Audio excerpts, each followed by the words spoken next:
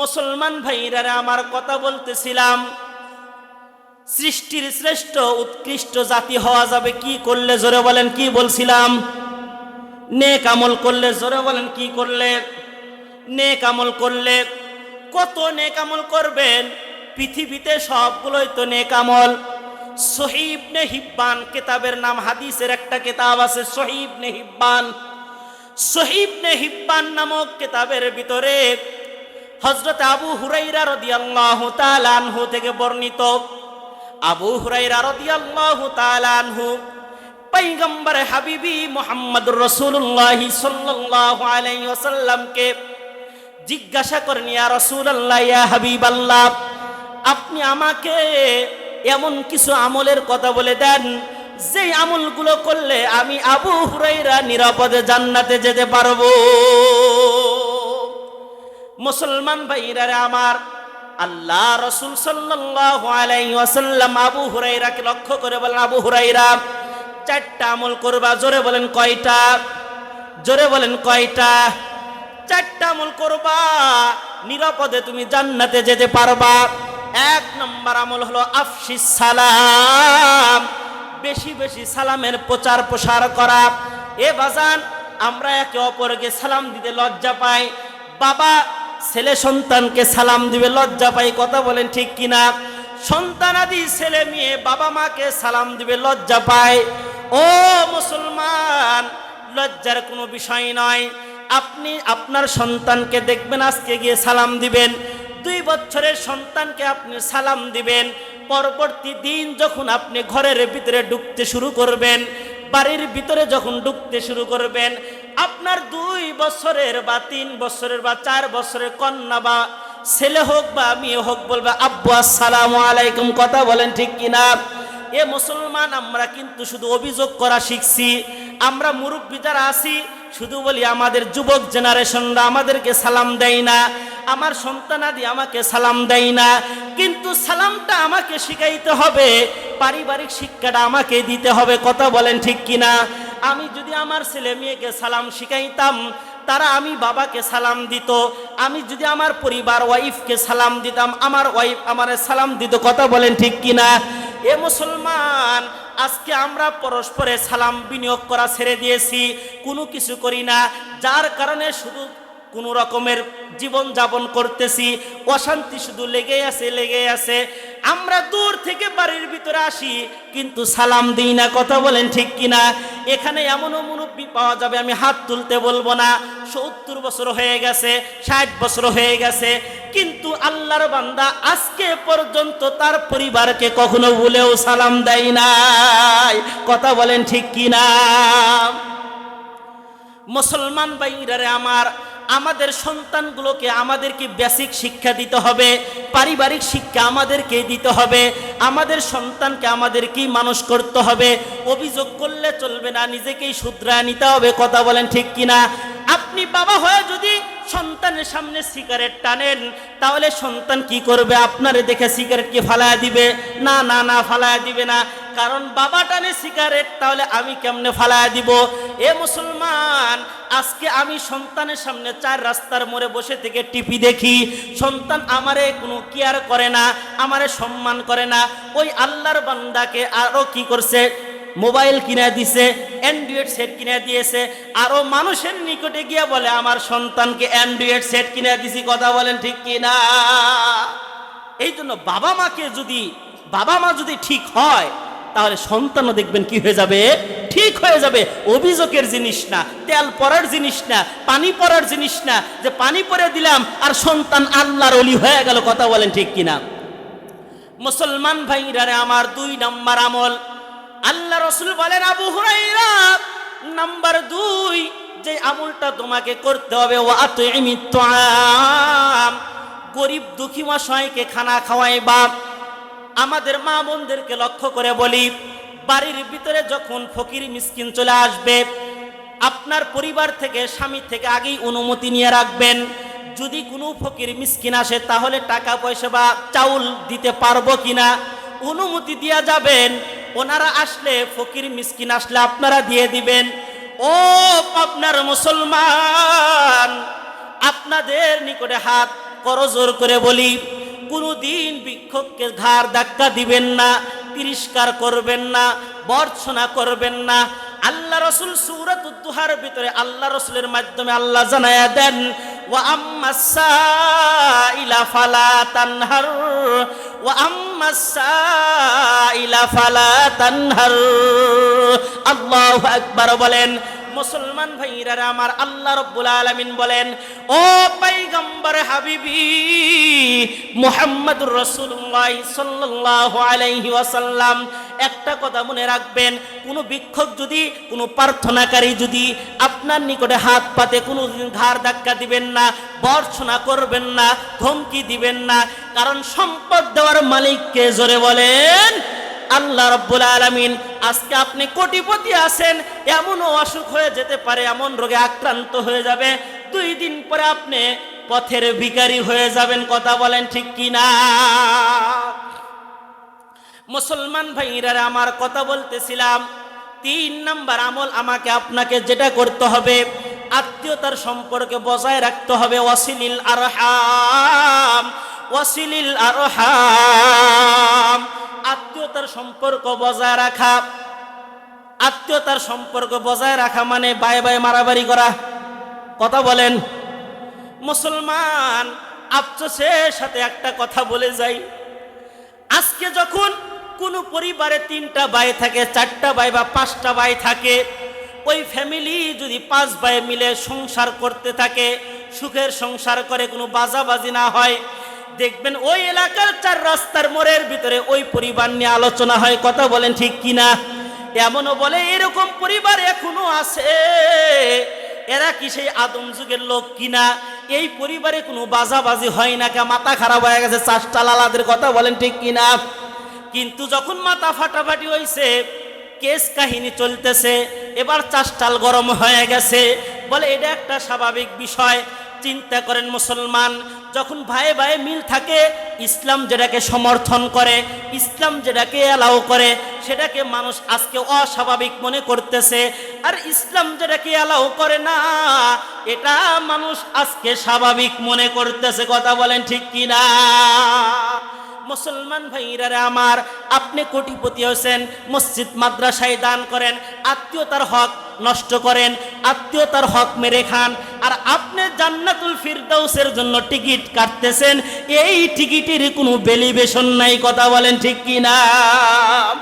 মুসলমান ভাইরা আমার, 4 নম্বর যে আমলটা আমাকে আপনাকে করতে হবে, আল্লাহ রাসূল আবু হুরায়রা রাদিয়াল্লাহু তাআলা আনহুকে বলেন, ওয়াকুম বিল্লাইল ওয়ান নাসু নিয়াম তাদখুলিল জান্নাতা বিসালাম।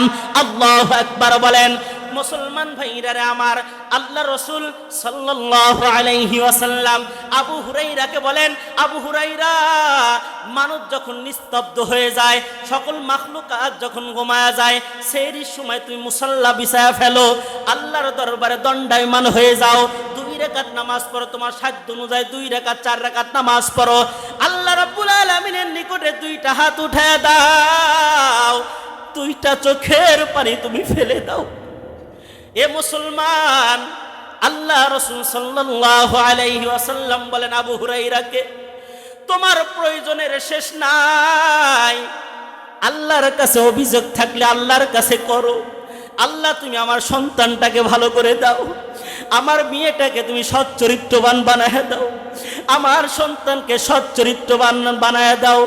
আহারে, আফসোসের কথা কি বলবো, আজকে এমনও বাবা মা আছে যারা সন্তানের জন্য মনে হয় ভুলেও দোয়া করে না। কথা বলেন ঠিক কিনা? কিন্তু মসজিদের হুজুরের নিকটে গিয়ে অভিযোগ করে, হুজুর, আমার সন্তানটা আমার কথা শোনে না, আমার মেয়ে আমার কথার বাইরে চলে। কিন্তু মুসলমান, কোন জায়গায় ভুল হয়েছে জানেননি? আপনি যদি তাহাজ্জুদের সময় উঠে আল্লাহর দরবারে উঠে বলতেন, আল্লাহ, আমার সন্তানটাকে ভালো বানায় দাও, আমার সন্তানটাকে ভালো বানায় দাও। আপনি যেই রুমে বসে 2টা হাত রব্বুল আলামিনের দরবারে উঠাইতেন, পাশের রুম থেকে আপনার সন্তান শুনতে পাইতো, আপনার কান্নার আওয়াজটা তার কানের ভিতরে চলে যাইতো, আপনার কান্নার আওয়াজটা আপনার কন্যার কানের ভিতরে চলে যাইতো। খোদার কসম করে বলা যেতে পারে একদিন দুই দিন শুনতে শুনতে নিজেই অনুতপ্ত হয়ে যাইতো, নিজে নিজে নিয়ত করে ফেলতো জীবনে যা করছি আর কোনোদিন পাপের কাজ করব না। কথা বলেন ঠিক কিনা? এই জন্য বাজান, সন্তানাদি মানুষ করার জন্য আগে নিজেকে ঠিক হতে হবে। কথা বলেন ঠিক কিনা? শুধু অভিযোগ করলে হবে না। আমরা পরিবার সন্তান জন্ম দিই, আমাদেরকেই পারিবারিক শিক্ষা দিতে হবে। কথা বলেন ঠিক কিনা? সম্মানিত শুধু কথা বলতেছিলাম, সন্তানাদিকে মানুষ করা দায়িত্ব কাদের? জোরে বলেন কাদের? আমাদের দায়িত্ব, আমাদের দায়িত্ব। এই যে আগামীকাল 21শে ফেব্রুয়ারি, কথা বলেন ঠিক কিনা? দেখবেন 21শে ফেব্রুয়ারিতে আল্লাহ মাফ করুক, এখানে আছে কিনা জানি না, অনেক বেহায়া যুবক যুবতীরা বিবস্ত্র অবস্থায় রাস্তাঘাটে বের হবে। কথা বলেন ঠিক কিনা? এবার বলেন তো দেখি, রাস্তাঘাটে বের হওয়া বিবস্ত্র অবস্থায় পর্দাহীনতার সাথে বের হওয়া, এটা কি নেকির কাজ না গুনাহের কাজ? তাহলে আমার আয়াতের তর্জমা বুঝে থাকলে, অর্থ বুঝে থাকলে বলুন তো দেখি, যারা বিবস্ত্র অবস্থায় বেগানা নারী পুরুষ নিয়ে ঘোরাফেরা করবে, এরা কি উৎকৃষ্ট জাতি না নিকৃষ্ট জাতি? কথা বলেন, কথা বলেন। উৎকৃষ্ট জাতি না নিকৃষ্ট জাতি? নিকৃষ্ট জাতি। মুসলমান ভাইরা রে আমার, ও যুবক, কিসের তুমি 21শে ফেব্রুয়ারি পালন করো রে যুবক? তোমার দুইটা পায়ে ধরে বলি, তোমার মতো শত শত যুবক নয়, হাজার হাজার যুবক আছে যারা সুন্দরভাবে চাপদারি রেখেছে, 5 ওয়াক্ত নামাজ জামাতের সাথে পড়ে, তাহাজ্জুদের সময় উঠে আল্লাহ রাব্বুল আলামিনের নিকটে রোনাজারি করে, কপালের ভিতরে দাগ ফেলে ফেলছে। কিন্তু যুবক, আমি এমন যুবক হইলাম, আমার 5 ওয়াক্ত নামাজ পড়ার মতো এই কপালটার তৌফিক হয় না, আল্লাহর দরবারে 5 বার হাজিরা দেওয়ার মতো এই কপালে সৌভাগ্য হয় না। কোন ধরনের কপাল পরা যুবক হইলাম, তাহাজ্জুদের সময় উঠতে পারি না আমি। ও যুবক, কিসের পিছনে পড়ে আসরে তুমি? তোমার মতো শত শত যুবক অ্যান্ড্রয়েড ফোন চালাইতে চালাইতে কানের ভিতরে হেডফোন রত অবস্থায়, এই যে আল্লাহর বান্দা যুবক ঘুমাইছে, পরের দিন আর সকাল হয় নাই, কিয়ামত হয়ে গেছে, পরের দিন তার জন্য পরকাল হয়ে গেছে। ও যুবক, কোন হুজুরের নিকটে মাসালা জিজ্ঞাসা করা লাগবে না, নিজে নিজেই সিদ্ধান্ত নিয়ে নাও, আমি কোন প্রকারের যুবক হইলাম? আমি কি কপাল পরা হইলাম না সৌভাগ্যবান হইলাম? আমি কি উৎকৃষ্ট জাতি না নিকৃষ্ট জাতিতে হয়ে গেলাম? ও মা, ও আমার বোনেরা, আপনাদেরকে লক্ষ্য করে বলি, এমনও বোন আছে, এমনও নারী আছে, এমনও মা বোনেরা আছে যারা হিজাব পরে পর্দার সাথে চলাফেরা করে। কথা বলেন ঠিক কিনা? কিন্তু আমি এমন মহিলা হইলাম, আমার শরীরের কি দাম নাই, আমার সৌন্দর্যতার কি দাম নাই? আমি কেমনে কেমন বেহায়া হইলাম যে আমার মতো নারী তাহাজ্জুদ পড়ে, আমার মতো নারী 5 ওয়াক্ত নামাজ পড়ে, আমার মতো নারী নেকাব পরে চলাফেরা করে, আমার মতো নারী পর্দা নিয়ে চলাফেরা করে। কিন্তু আমি কোন বেহায়া কপাল পরা নারী হইলাম যে এই কপালটা আল্লাহ রাব্বুল আলামিনের দরবারে সেজদা দিতে পারে না, তাহাজ্জুদের সময় উঠতে পারে না, আর আমি বিবস্ত্র অবস্থায় বেহায়াপনা অবস্থায় বেগানা পুরুষের সাথে ঘোরাফেরা করি। আহারে, তুমি কেমনে হতে পারলা এইরকম কপাল পরা? ও মা, এবার তুমি চিন্তা করো, আমার আয়াতের তরজমা বুঝে থাকলে বুঝে নাও, তুমি কি উৎকৃষ্ট নারী না নিকৃষ্ট নারী? কথা বলেন ঠিক কিনা? আল্লাহ রাব্বুল আলামিন এই জন্য সূরাতুল বাইয়িনার ভিতরে বলে দিয়েছেন, ও আদম সন্তানেরা, তোমরা কিন্তু ভুলে যাইবা, তোমাদের আশরাফুল মাখলুকাত করে বানাইছিলাম, ঠিক আছে কথা, কিন্তু মাঝে মাঝে তোমরা কিন্তু ব্যাক গিয়ারে চলতে থাকবা। তোমাদের উৎকৃষ্ট জাতি হওয়ার সিস্টেম হলো, পদ্ধতি কি? তোমরা নেক আমল করবা। নেক আমল কি কি জানেননি? বেহায়া ভাবে না চলা, পর্দার সাথে চলা, এটাও নেক আমল। গুনাহের ছবি না দেখা, এটাও নেক আমল। মুসলমান ভাইরারে আমার, বেগানা নারীর সাথে না চলা এটাও নেক আমল। আপনি অ্যান্ড্রয়েড সেটের ভিতরে বিবস্ত্র অবস্থায় উলঙ্গ বেহায়াপনা ছবি না দেখা, এটাও নেক আমল। কথা বলেন ঠিক কিনা? মুসলমান ভাইরারে আমার, কথা বলতেছিলাম, আল্লাহ রাব্বুল আলামিন উম্মতে মুহাম্মাদিকে জানায় দিলেন, সারা বিশ্বের মুসলমানদেরকে, ইমানদারকে জানায় দিলেন যে তোমরা যদি উৎকৃষ্ট জাতি হতে চাও, বেশি বেশি নেক আমল করতে থাকিও। মুসলমান ভাইরা আমার, আমি আপনি দাবি করি, আমরা যারা মুসলমান আছি কি দাবি করি বলেন তো দেখি? আখিরি জামানার পয়গম্বর মুহাম্মদুর রাসূলুল্লাহ সাল্লাল্লাহু আলাইহি ওয়াসাল্লামের কি আমরা কি উম্মত, অথচ নবীর সাথে আমাদের কোনো দিক থেকে মিল নাই। চিন্তা করেন, একটা ঘটনা বলি, আপনি আশ্চর্য হবেন। আরে যেই নবীর উম্মত, ওই নবীর হায়া কেমন ছিল, ওই নবীর হায়া কেমন ছিল, লজ্জা কেমন ছিল, আর আমি তার উম্মত হয়ে 3 কোয়ার্টার প্যান্ট পরে, বেহায়ার মতো 2 কোয়ার্টার প্যান্ট পরে এদিক সেদিক চলাফেরা করি, আমার কি হৃদয় কম্পন সৃষ্টি হয় না? আমার কি বিবেকে বাজে না? আমি অন্য ছাড়া চলাফেরা করি, আমার কি বিবেকে বাজে না? আর আমি হতে চাই আয়েশা সিদ্দিকার মতো, জান্নাতুল ফিরদাউসের টিকিট নিয়ে বসে থাকতে চাই। এটা কখনো সম্ভব? কখনো সম্ভব নয়। শুনে হয়তো রাগ করতেছেন, কিন্তু কথা যেটা বলতেছি সঠিক না বেঠিক? সঠিক।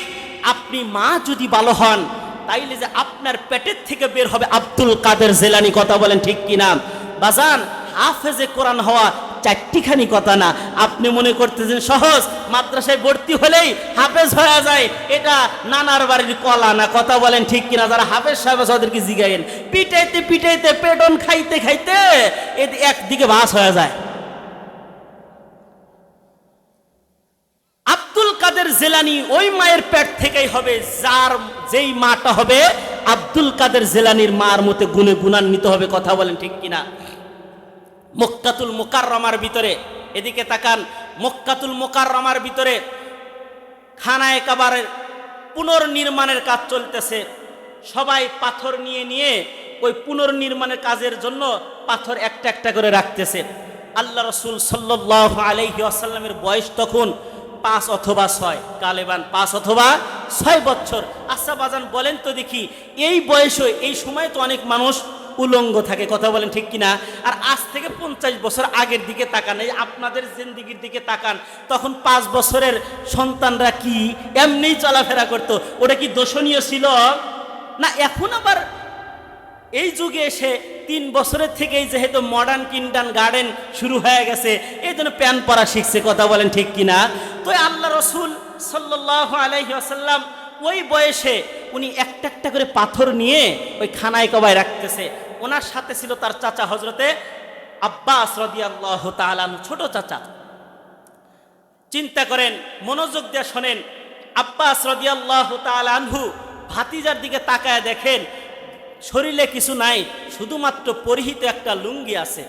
চিন্তা করলেন, ইতিম মানুষ, ইতিম সন্তান, মাথার ভিতরে পাথর নিলে কষ্ট হয়। কথা বলেন ঠিক কিনা? পাথর নিলে, ইট নিলে ব্যথা পাওয়া যাবে না বাজান? পাথর নিলে ব্যথা পাওয়া যাবে। এই জন্য আব্বাস রাদিয়াল্লাহু তাআলা ভালো নিয়তে উনি করছেন কি, যে তার লুঙ্গিটা খুলে মাথার ভিতরে বিড়া বানায় দিছে। বিড়া বানান বোঝেন তো? বিড়া বানায় দিছে যাতে মুহাম্মাদের পাথর নিতে কোনো কষ্ট না হয়। মুসলমান ভাইরা আমার, কথাগুলো ভালো করে বুঝবেন। হযরতে আব্বাস রাদিয়াল্লাহু তাআলা আনহু মুহাম্মাদের যখনই লুঙ্গিটা খুলে ফেলছে, আল্লাহর বান্দা মুহাম্মদ সাথে সাথে অজ্ঞান হয়ে জমিনে পড়ে গেছে। আল্লাহু আকবার বলেন। মুসলমান ভাইরা আমার, কোনো হুঁশ নাই। ওই আকাশের দিকে তাকাইয়া ছোট্ট মুহাম্মদ বলে, ও আমার চাচা, আমার লুঙ্গি দাও, আমার লুঙ্গি দাও। আল্লাহু আকবার বলেন। বেহুশ হয়ে গেছে আল্লাহর বান্দা মুহাম্মদ। কাজটা করছিল কিন্তু ভালো হয়ে গেছে, খারাপ হয়ে গেছে। আব্বাস রাদিয়াল্লাহু তাআলা আনহু কিং কর্তব্য বিমূঢ় হয়ে গেলেন। করলাম কি, হলোটা কি? সাথে সাথে আল্লাহর বান্দা মুহাম্মদকে যেই না মাত্র লুঙ্গিটা পরায় দিছেন, আল্লাহর বান্দা সোজা দাঁড়ায় গেছে, সুবহানাল্লাহ বলেন। চিন্তা করেন কি পরিমাণ হায়া লজ্জা ছিল মুহাম্মাদের। আজকে আমরা তার উম্মত। ও যুবক, ও আমার মা বোনেরা, ওই আখিরি জামানার পয়গম্বর মুহাম্মদ রাসূলুল্লাহর উম্মত হইলাম। আল হায়াউ শুবাতুম মিনাল ঈমান। আমার হায়া হলো ঈমানের অঙ্গ, কথা বলেন ঠিক কিনা? তার মানে আগামীকাল যারা বের হবে, পথে ঘাটে বের হবে, বুঝতে হবে তাদের ঈমান নাই, কথা বলেন ঠিক কিনা? কারণ হায়া নাই তো তার মানে ঈমান নাই। আর একটা কথা শিখে নেন, তারা হলো সৃষ্টির শ্রেষ্ঠ জাতি নয়, তারা হলো সৃষ্টির শ্রেষ্ঠ নিকৃষ্ট জাতি, কথা বলেন ঠিক কিনা? মুসলমান ভাইরা আমার, কথা বলতেছিলাম নেক আমল করা লাগবে। জোরে বলেন, বলেন বলেন, কি করা লাগবে? নেক আমল কয়টা করবেন? আর একটা নেক আমলের কথা বলেই শেষ করে দিব।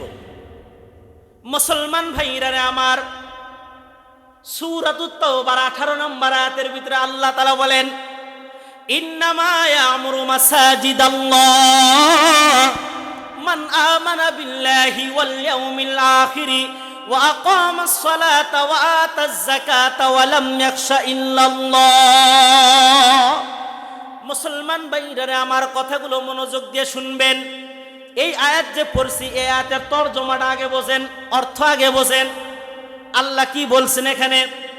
এখানে অনেক উলামায়ে কেরাম আছেন, এখানে দুইটা তাফসির আছে। জোরে বলেন কয়টা তাফসির?